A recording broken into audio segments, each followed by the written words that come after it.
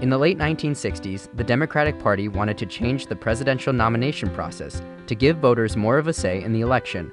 But Democrats in Iowa realized the only way to follow the new rules and meet state deadlines for their own nominating conventions was to hold a caucus in January. Wait, hold up. What's a caucus? Basically, a caucus is when voters get together in different locations across one state to decide which presidential candidate they support.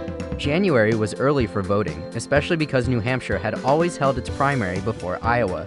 But those Iowa voters wanted their state to be first, and not many people paid attention because few thought the Iowa caucus would have a national impact. The 1972 Democratic caucus put dark horse candidate George McGovern on the map. He won the caucus and eventually the nomination, but he lost in the general election to Richard Nixon. Then, the GOP started its own caucus in 1980, and the rest is history.